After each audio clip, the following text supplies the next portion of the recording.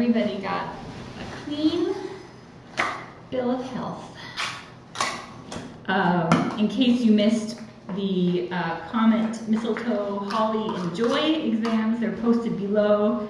I had to switch the feed over between rooms, so you can't DVR it, but you can go down below and see that.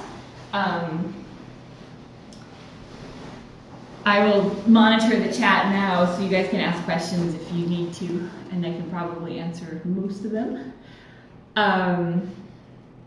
Thanks for watching.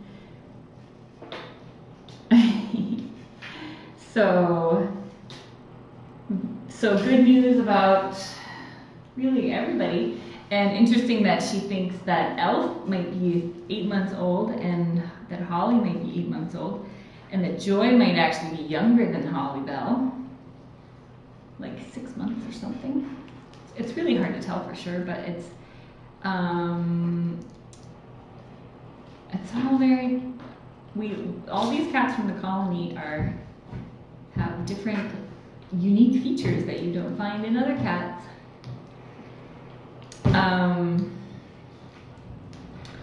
So let's see. So Cassidy update.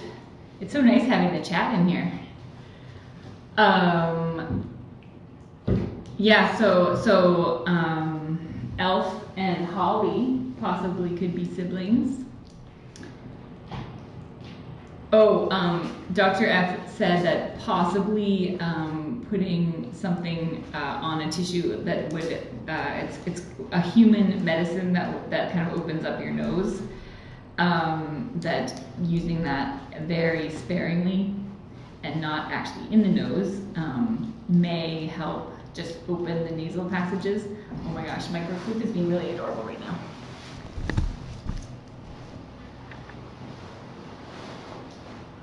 She just totally did a meerkat over there.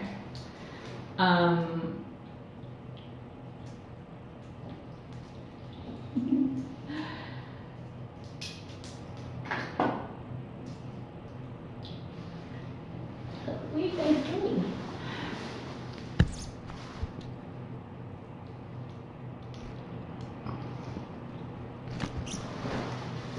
So, excellent. This is a fun one. I haven't seen this one before. That looks like fun.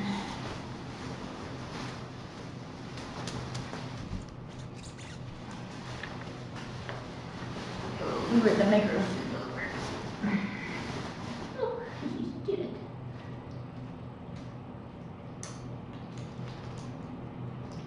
So, starting with the other room, so Mistletoe's foot is looking great. Her sutures are out, and she has been bearing weight really well today.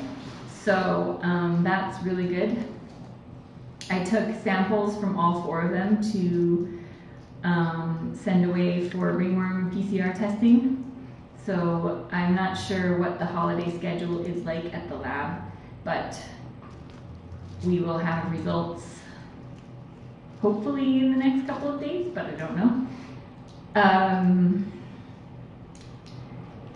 Oh, so cute.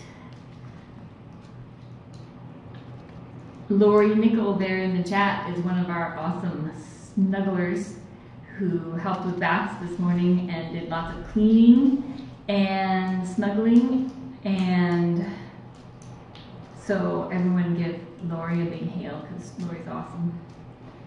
And Lori is one of the people responsible for this ridiculously adorable happy kitten behavior that we're seeing right now.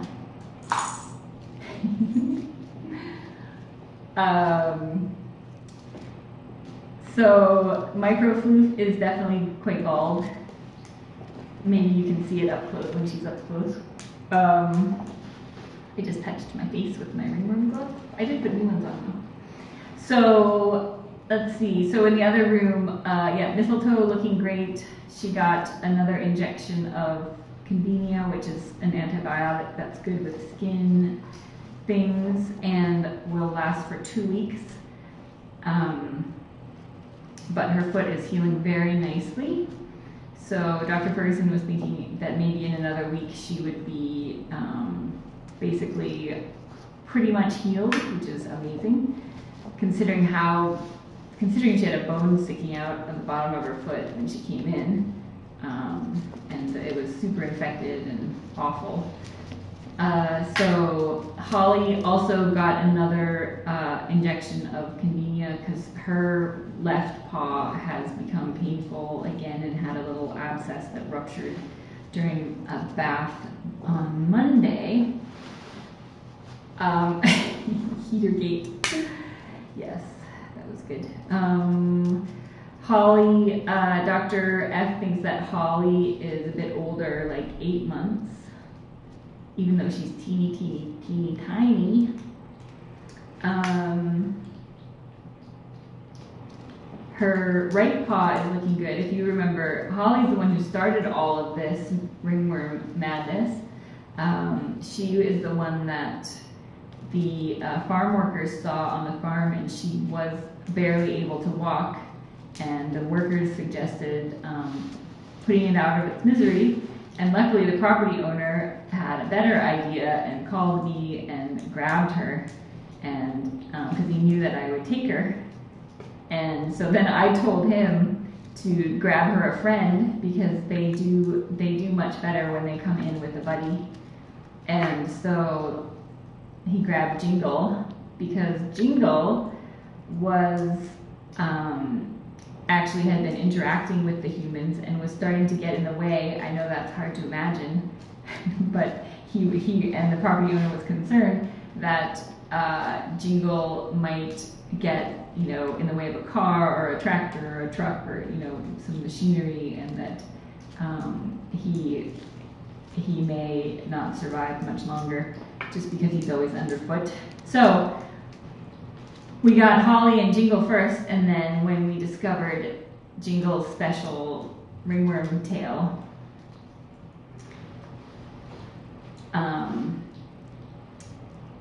then we figured if we were going to be going through all of the ringworm protocol and bathing and meds and everything, we may as well take in a few more high-risk kittens. And so the property owner found then these two, an Elf and Comet. And the reason he got Comet was because he said that Comet and Jingle hung out together on the property. So we were going to reunite them, but then Comet didn't have any lesions and he didn't fluoresce. And so we didn't want to risk contaminating him if he was negative for ringworm.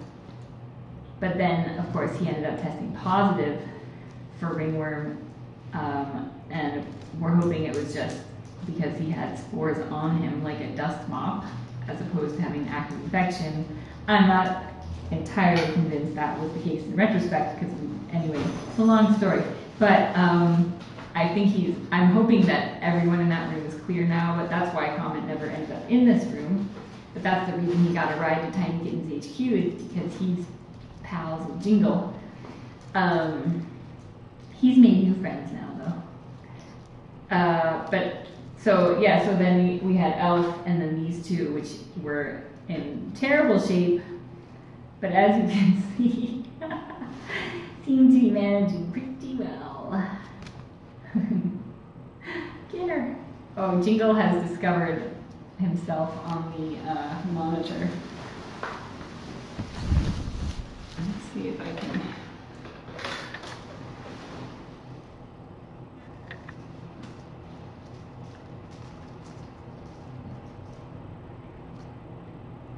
That microflute is pretty adorable. So,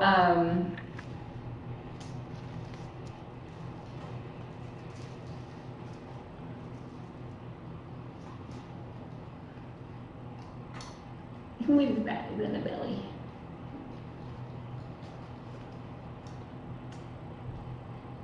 So anyway, so that's how we ended up with. Well, that's how we ended up with 6 cats here, and then Mistletoe had shown up at the feeding station with her paw, her mangled little paw, and I had tried to catch her once and she eluded me, and then everyone went out to the feeding station and came back, and she showed up probably half the times, and everyone was like, oh, we have to get her. And so finally we got her and got her little paw cleaned and soaked, and Dr. Ferguson had to remove this toe, and she tried really hard to save her thumb so that if we do have to release her back, she would be, she would be able to climb trees and things like that, which I thought was very thoughtful of her.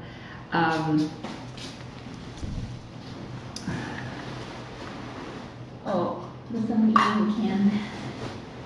So, yeah, so then that's how Mistletoe came in, because we couldn't, it was, and Mistletoe was a challenge because she's about a year old, or, somewhere around thereabouts, and has not had contact with humans, so completely feral, not like Jingle, but completely feral, and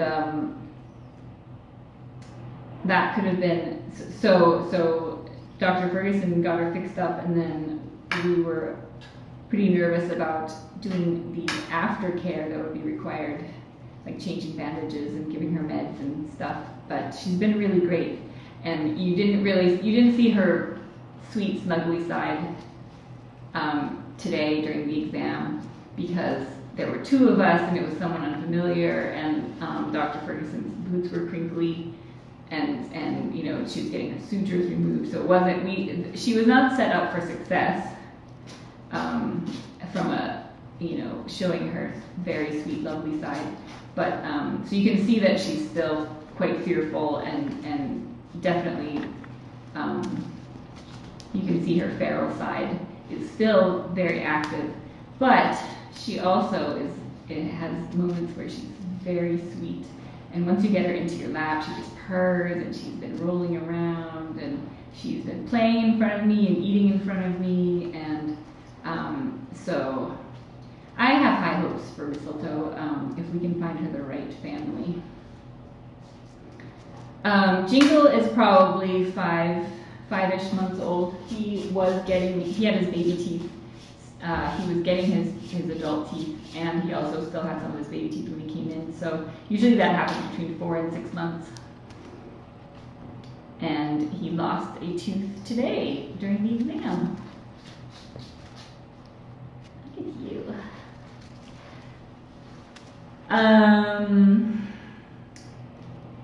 So oldest in this room is Elf at 8 months, Dr. Ferguson thinks. And then Jingle, and then these guys, who would be probably about 10, 11 weeks. Look at your belly. Oh, so ferocious.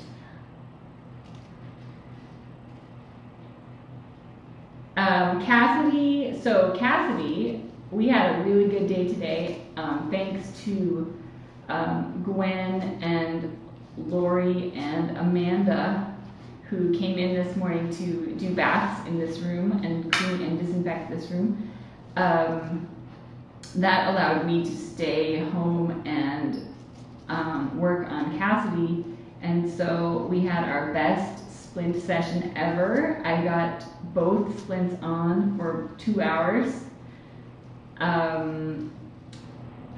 The angles weren't like amazing. It was like 160 and 170 probably, but the fact that he tolerated them for 2 hours is awesome, and so I feel good about that.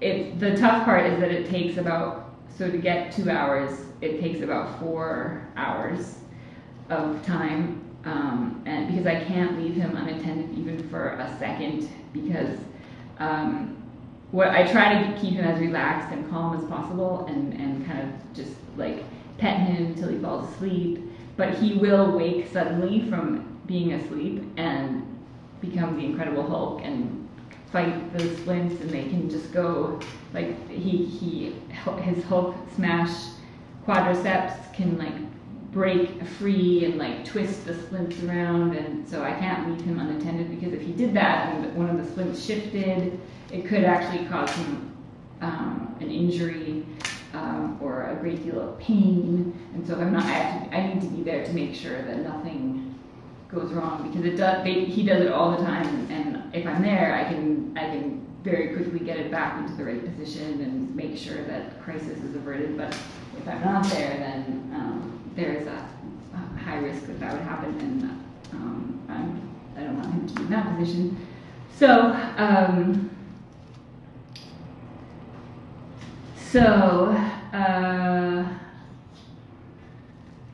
Yes, we went in for our conference call yesterday with Dr. Marcella Little, who's out at North Carolina, and we talked about the x-rays, because we were able to get good x-rays on Friday. Oh, get it! Jingle's attacking the monitor again. We were able to get really good x-rays on Friday when he was under sedation.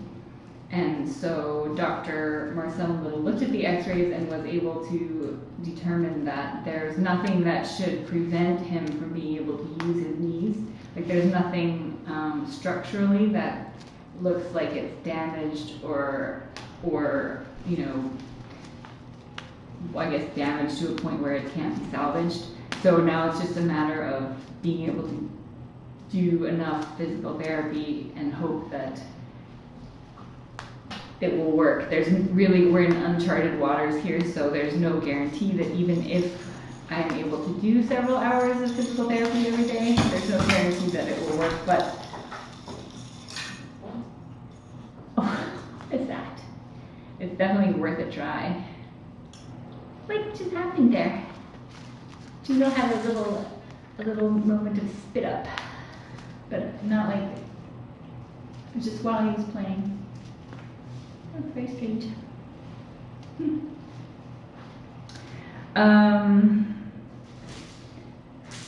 So we did also talk about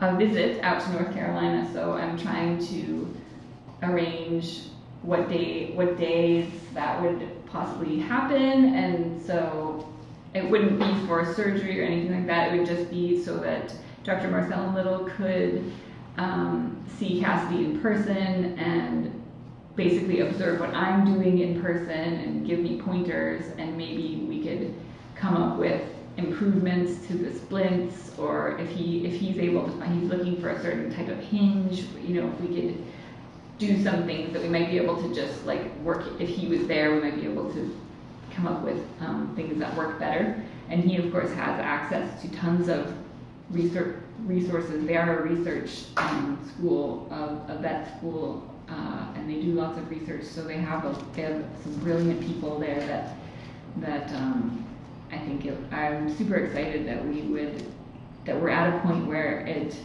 makes sense to go out there and see how things go. So I think the next week will be really important for physical therapy to see if we can make some progress, and if I'm able to get him in the splints for, ideally it would be at least 2 sessions a day of a couple of hours, which is basically the whole time that I'm awake.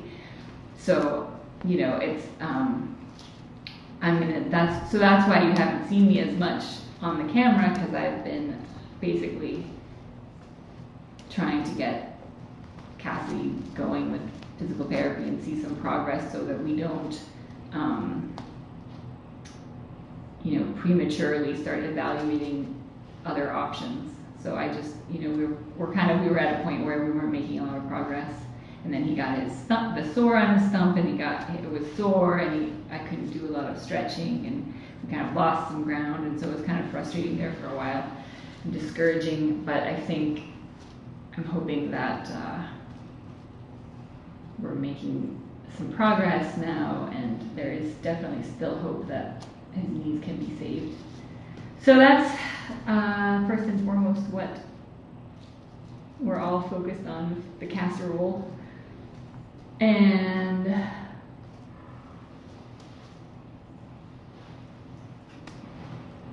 here is look at that little elf. Look how cute she is. The old lady in the group. The tiniest and oldest.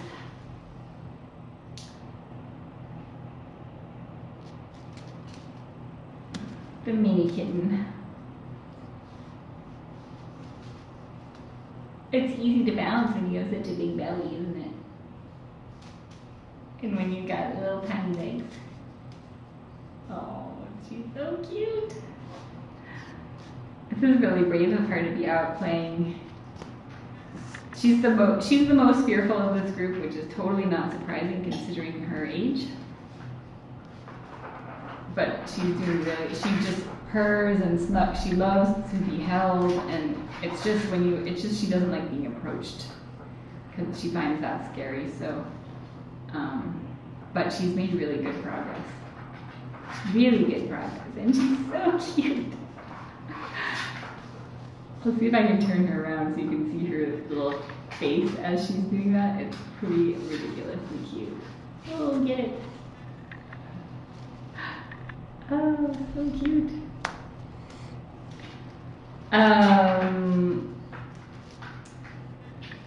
No, have not seen any munchkin cats. I think they just look like they're extra short-legged because their bellies are so big from the parasites.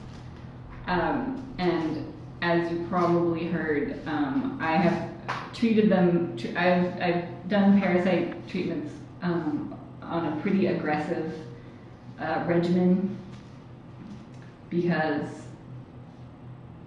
they do have so many parasites. So it takes time for that inflammation to go away and bacteria to come back in balance. You are so cute with your big belly. Look at her, she's so ferocious.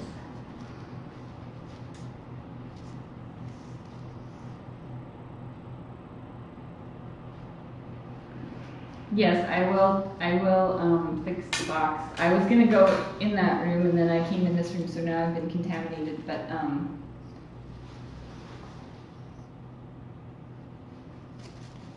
we are trying to cut down on using the plastic bins because it adds about an hour to the cleaning and disinfecting schedule.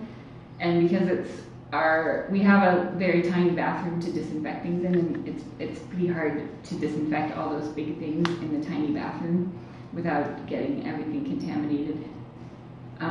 So that's why we've sort of switched to the cardboard boxes as much as possible, but I will try to figure out a way for it. And actually we have another Kuranda tower on the way, and so that should be arriving soon, and then that will solve that problem, because those are easy to disinfect, which is really nice. You are so cute. Look at that little, she's so cute. Oh.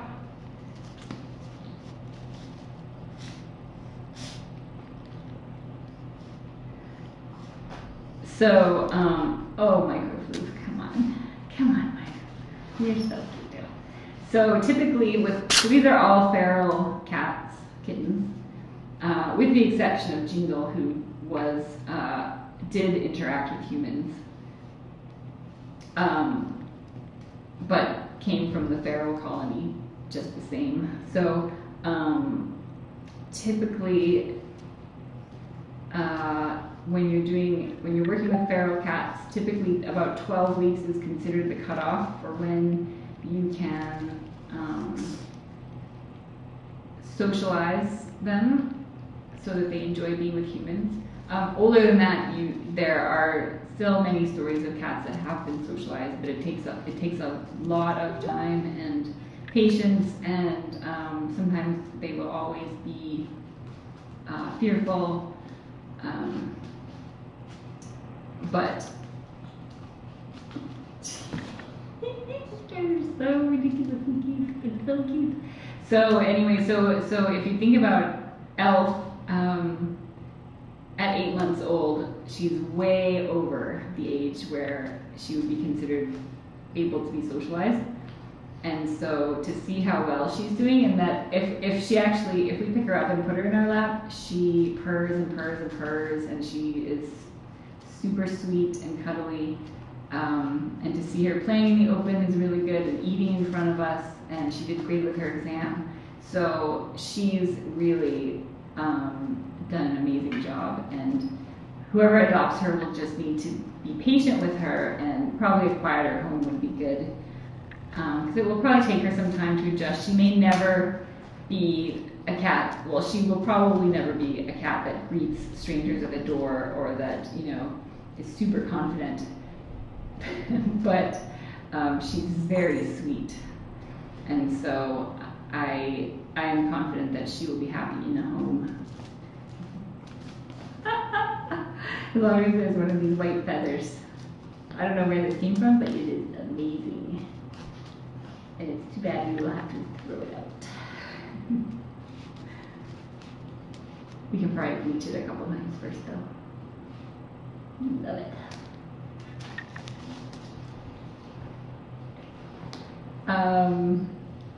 But I am actually thinking, despite what you saw with Mistletoe being so freaked out earlier, I am thinking that as long as we get the right people to apply, I think that all 8 of these cats would be very happy in homes. So that's what we have to ultimately decide, where the cat will be the most happy, not where we want the cats, not where we would feel most happy with the cats living. So sometimes the ferals that come in make it very clear that they are not happy being confined, and so we would never force a feral cat to live in a home environment. But when we see such amazing progress in such a short time, and observing them on the camera when the humans aren't around and seeing how happy they are. Even Mistletoe comes out and plays, and she interacts with the other cats when we're not around.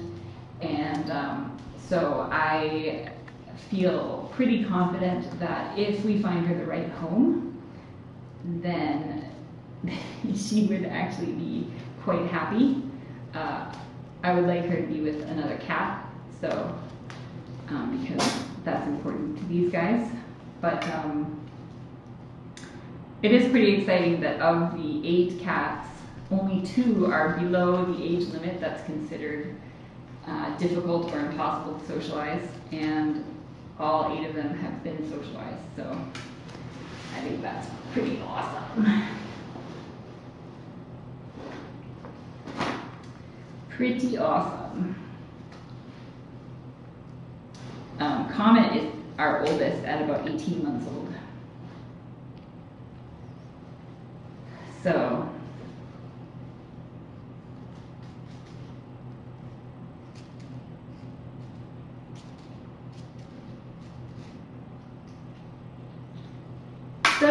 that's basically a long rambly update, but I am very relieved that Dr. Ferguson didn't find anything alarming. She couldn't hear any congestion in Nicholas's lungs, which is something that I've been a little worried about.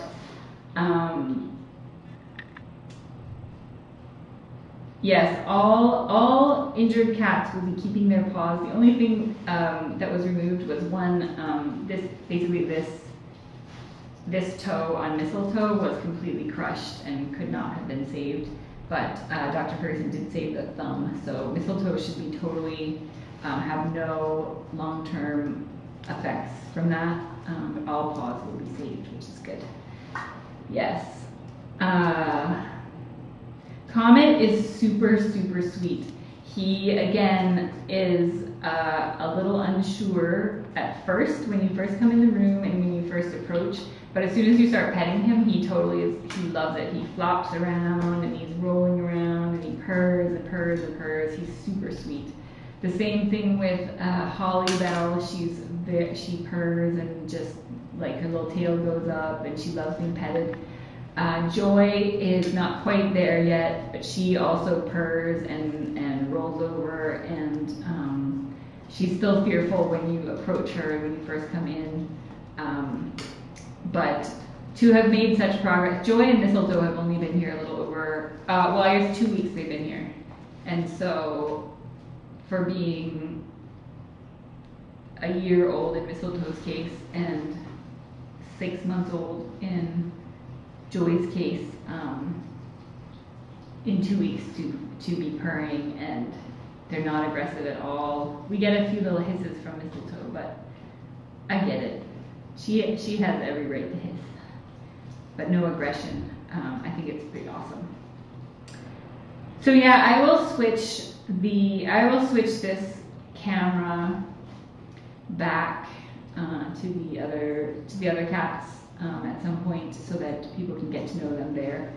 Also, I keep meaning to bring over. I need to bring over a better computer so that we can make that feed a little bit better.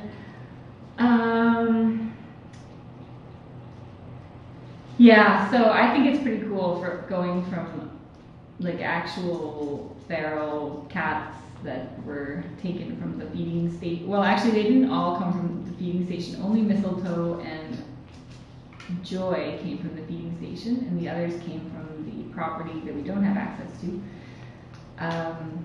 So they do see humans around, and it would be interesting to know if that is one of the reasons they have been so successfully socialized so quickly, or if it's because of this is a really low stress environment, and because we have our awesome team of snugglers who come in. I have no doubt that's a huge part of it, but I don't know. I don't know if that's 100% of why we've done so well, or if it's there are other factors that are also helping us. So that's something that I hope to learn more about. But it has been really encouraging. Mistletoe is the first injured adult feral that we have brought in, and that we knew would need aftercare. And we didn't know if we would be able to provide it, but things have gone so well with her that it gives me the confidence to, next time we see an injured one, we always try to catch them if we see an injured one, we always do, but it gives me more confidence bringing in the adults that we maybe don't have to. We try to do procedures that don't require aftercare, but in some cases you can't avoid it, and so it's cool to know that, to have this one success under our belts, and then we can be more confident next time it happens that we have a good chance of being successful. I don't think every cat would be so accommodating, but ooh, what was that? It was very exciting.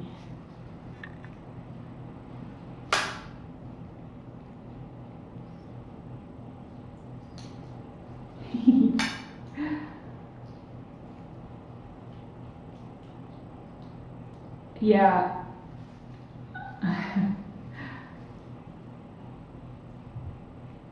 So it's pretty cool. It's pretty cool, and I've learned so much, because the jungle kittens were my first experience with ferals, and if I think about what I know now versus what I knew then, I know so much. I've learned so much just working with this one colony. I think because I've had the space to try new things, and I've sort of just it makes sense that if you can create a low stress environment, that you'll have better success, and being able to monitor on the cams I think is really helpful, and having great vet care is really helpful. And then of course with these guys and with Mr. T and Pinecone, having the really awesome snuggle team come in, and they're all amazing, and I think they each have their own unique approach. So some of the kittens respond better to one approach versus another, and I think it's really cool that we're so fortunate to have such a great team of volunteers who give up so much of their time and care so much about the outcome of these little feral kittens that no one would even know existed.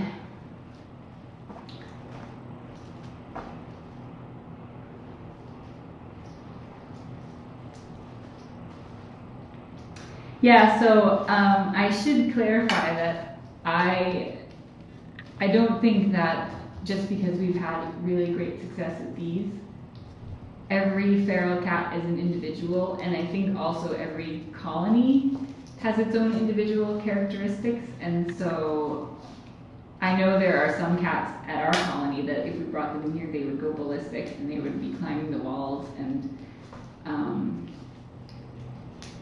you know, maybe years from now they would accept life in captivity, but I don't think it would be very kind for them.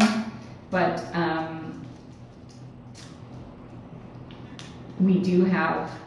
we have seen also the cats like Mr. T and Pinecone that were initially completely feral that we spayed and neutered and returned, and then just being at the feeding station every day, and we bring toys for them, we play with them, and we spend a couple hours there a day interacting with them and feeding them and trying to sneak pets in when they're not looking. And I think we've made some really good we've made better progress in the field, socializing them in the field, than we would have had we brought them in here where they're stressed and they're fearful and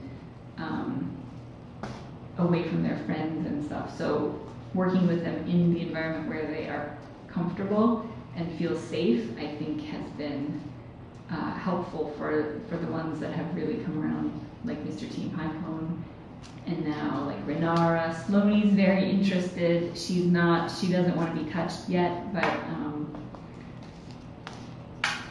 who knows, maybe someday she will. You are cute. Hi there. Yeah, definitely a different dynamic when they are pregnant and when they have babies, for sure. It's super stressful for them. Even though I can do things to reduce the stress as much as possible, it's still super stressful, just biologically, it's very stressful. So I think in both of those cases, releasing them was absolutely the right thing to do, because they were not in a state of mind to even think about human contact. But it has been really neat to see Sloanie since release versus Sloanie before release and Sloanie during captivity. It's been really interesting how she's changed, because she has changed quite a bit. Cisco shows up every now and then and remains on the periphery. I did have a little conversation with her the other day. I told her babies were doing very well and they send their love. And we had a little moment. And then she disappeared. But she's looking really good. Mila, I see all the time. She's looking really good.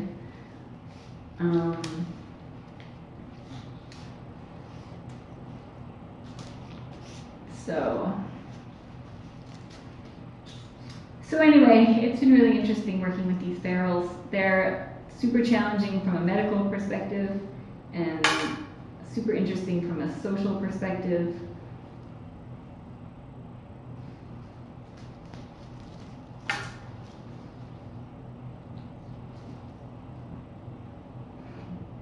You're right, both of you.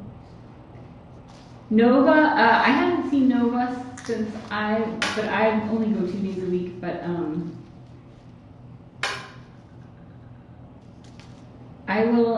I'm pretty sure someone saw her recently, but I will ask about that.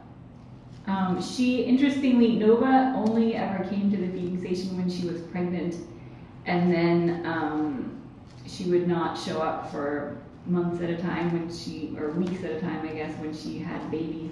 And then this last time was the first time she ever had babies with her, and that was when we had Hayes and Rain and Sunny come in, and So I'm not completely surprised that she hasn't been coming, at least when we've been there. She may be coming, she may be kind of hanging on the periphery.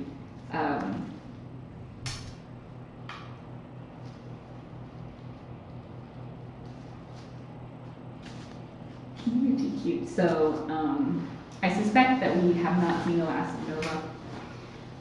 And she was good and healed from her stay and everything when she went back. So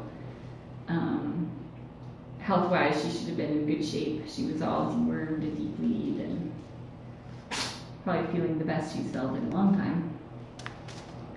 Or ever. Yeah, we are still doing the second feeding station. It has not been nearly as popular as the first one. It's kind of out of the way, and there are competing food sources nearby. And so we haven't gotten the cats there to show up consistently on a schedule. They just it's kind of on their way from feeding area that we don't, feeding area, not our feeding area, but just food source A and food source B. So they go back and forth, but there are only a handful that kind of use it regularly. So once I wasn't really counting on having 8 ringworm kittens on top of the casserole. So we had been planning to do a bunch of trapping and get all the juveniles that have been showing up, and the females that were pregnant or nursing and that we weren't able to do over the summer because they were pregnant or nursing, and we can catch them. So I'm still hoping we will get to that in the winter time when we don't have to worry about pregnancies. That will be very cool.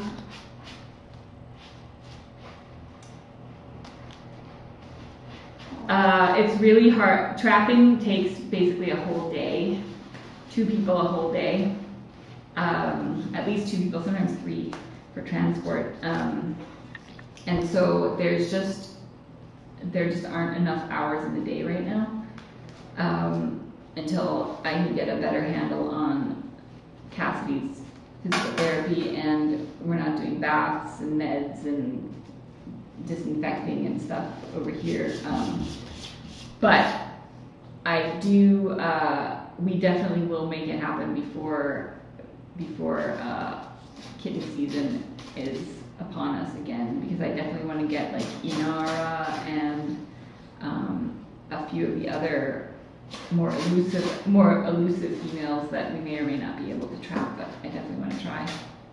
And then all of the kittens that are, 9 to 12 months old that we don't want to start having babies. Or I should say 6 to 12 months old probably. And then we may try to, we'll see what we bring in, and we may try to see how the younger ones respond to being here while they recover from their surgeries.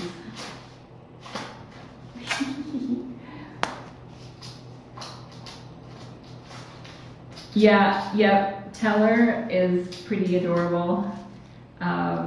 He rubs against us. Renard is doing really well. There's a kitten that I call Luffy that I had named in the system. His name is Ralphie, I think, but now we can't call him Ralphie anymore. But he's pretty curious. He has like 4 siblings, and they're all pretty curious.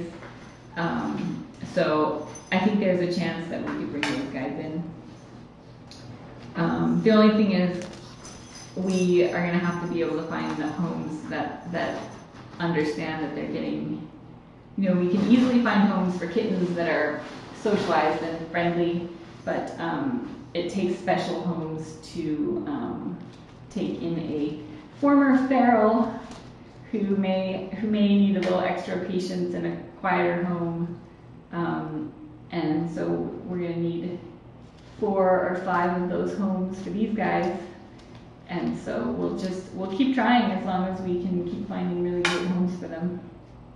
Otherwise, they're pretty happy in the forest, and we do feed them and take care of them, so it's not the end of the world there. It's just that we can't keep them as safe as we would like to, but they are very happy there. So look at you, you are ridiculous.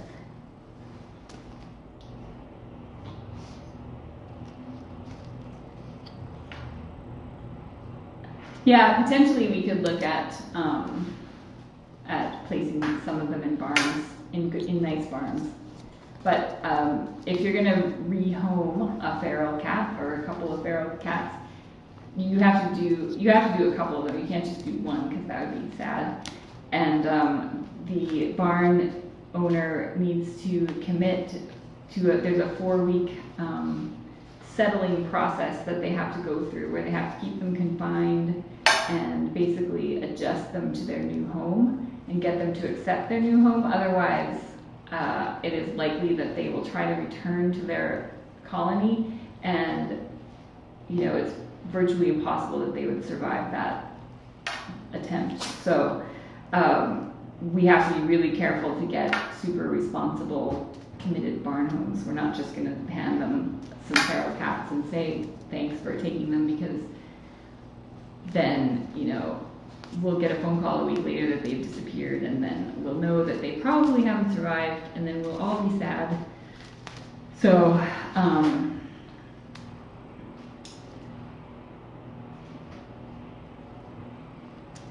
yeah, I have not considered putting Cassidy anywhere else, and he is pretty bonded with me, and it would take someone else, I think, some time to be able to get to the point where they can put splints on him. He gives everyone the platypus.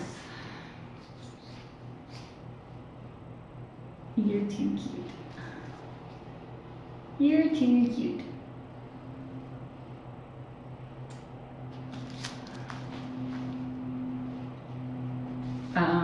And then once we figure out if we're gonna, what kind of surgery he's gonna be able to have, then there will be recovery after that.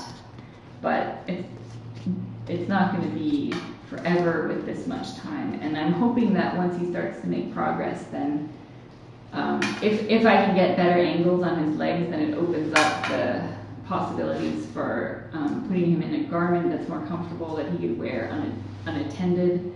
And then also, once he gets more used to these splints and if he will tolerate them, then it may be safe for me to leave him in them. And so I think right now I'm super happy with the progress that we're making, hopefully, but I am hoping that I will be able to come up with a less time-consuming way to continue the progress, but who knows?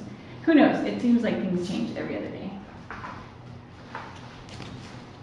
So, neutering Borg, that would be nice. Mistletoe has Borg hair, like the shorter haired version of Borg with the white underneath, same as Topper has. She's just not quite floofy, but she's probably a descendant. What is this? Oh my gosh, it's so ridiculous. Borg is owned by somebody, hence we legally are not able to make medical decisions for him.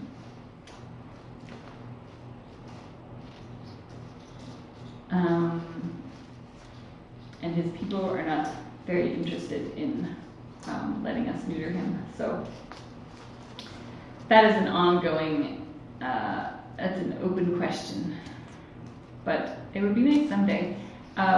There are so many other males around there that neutering him would not really do much to reduce the cat population. It's really uteruses. We need to reduce the number of uteruses out there. Uteri, which we are doing by 1, 2, 3, 4, 5. Five more uteruses off the streets. That's good. That's what's 15 times 5 is 75. 75 kittens a year, and then however many kittens they would have. good.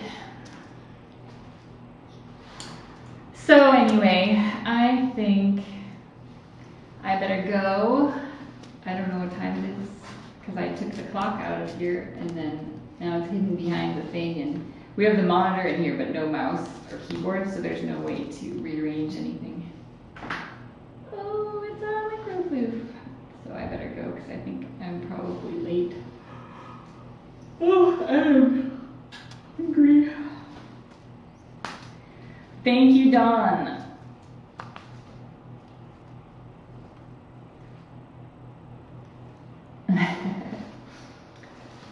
I think we have to be careful because everyone in the neighborhood knows what we're doing.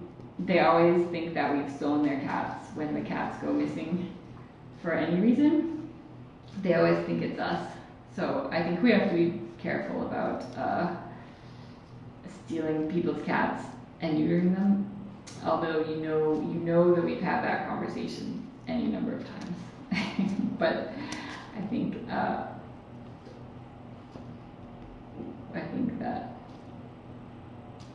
we would definitely be busted.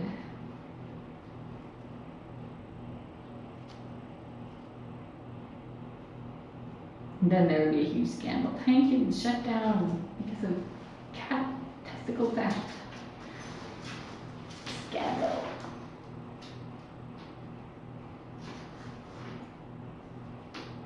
Yeah, I had the computer clock open and in the corner, but so I have two monitors so that we can see outside the room, so I can like reset and stuff outside the room. And I don't know much about Windows, but the software only runs on Windows, so I have to use it. So I couldn't figure out how to get the clock on the taskbar on the second display, and I had it up in a window, but then the window is behind the other window now, and so anyway, it's a whole big thing. It's a whole big thing. All right, I'm gonna go. Thank you guys for watching and for caring about these little feral, unwanted, lost cause kittens who are no longer any of those things. I'm gonna put out some more food for them. Little elf, where did it go? It's good Dr. Ferguson did not feel any babies anywhere.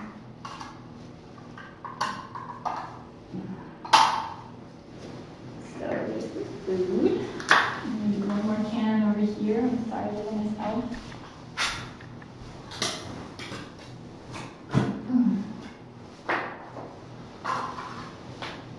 Okay, let's turn off this light. And I'll do that.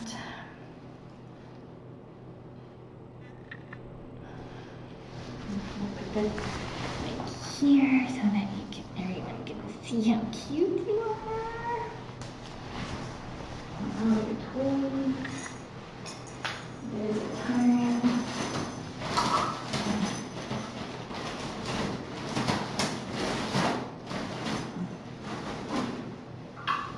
Oh,